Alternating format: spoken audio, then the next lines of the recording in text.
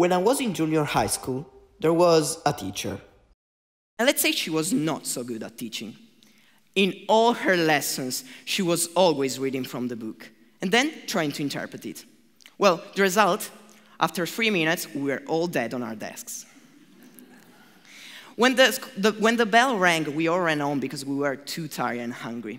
But one particular afternoon, after a very big lunch, I was too bored to study. So I grabbed my computer and I went on YouTube.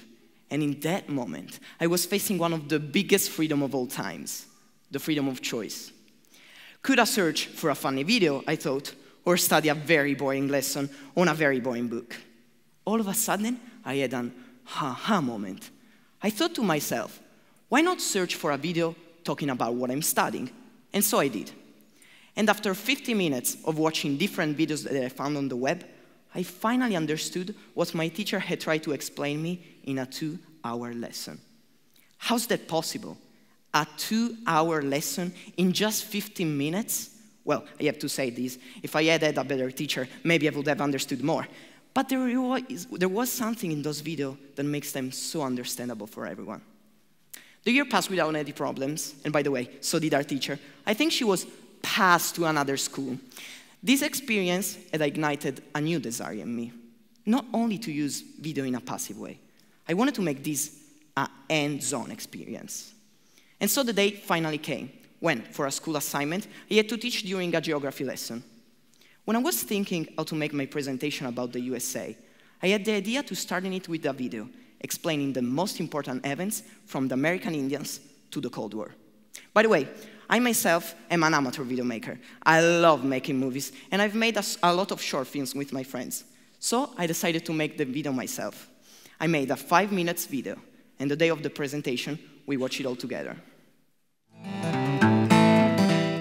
Dovettero passare circa 5 secoli prima che europei mettessero piede nel continente americano. Il primo a giungervi fu Cristoforo Colombo, che approdò sulle isole dei Caraibi nel 1492, nel tentativo di guadagnare le Indie navigando verso occidente. Solo anni dopo si spinse fino alla massa meridionale del continente, mentre nelle terre attualmente parte degli Stati Uniti non mise mai piede. Il primo europeo noto ad aver messo i suoi piedi nei territori che oggi appartengono agli Stati Uniti fu Juan Ponce de León, che arrivò in Florida nel 1513. Ma i primi veri esploratori degli Stati Uniti furono gli inglesi, che nel 1607 fondarono Jamestown, la prima colonia negli Stati Uniti.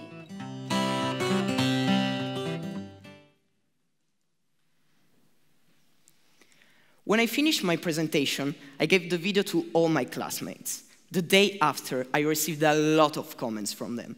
They all said they have understood the lesson, and also very well, because the video was clear and straight to the point. And at the same time, it was entertaining. They were all asking themselves why teachers couldn't use video to better explain their subject. There was a big potential in those videos, but nobody knew that. So I started sharing links of helpful video with my classmates. In time, I realized how powerful video are for learning. There is one main and very important characteristic. You can go just at your own speed. Now, imagine having your personal teacher everywhere and every time with you just in your pocket, but the most important thing, a teacher that can be controlled. If you didn't understand something, you don't have to raise your hand and ask your teacher to repeat a thing that she already repeated 10 times. Just simply go back. Now you can really go at your own speed. But that's not all. Imagine being on your bus, on your daily trip to school, and trying to revise your notes on a shaky piece of paper, and now just taking a phone and watching a 5-minute video that explains you the same things, but way faster. Now, no new model of learning will ever substitute teacher. What teacher is, always been, and always will be. Nevertheless, a little more technology in the classroom would really enhance their performance and results. The implementation of videos, for example, in maths or science classrooms, helps displaying accurate charts and graphs, or show, for example, how oxidation of magnesium really works. Before I leave this stage, I would like to leave you with something. Next time you have to do a presentation, consider using, or better yet, making a video. There are many free tutorials online that will help you to do this. Why not start? This might spark curiosity in your teacher and lead to a change. The way I see it, if you want the rainbow, you gotta put up with the rain. Thank you.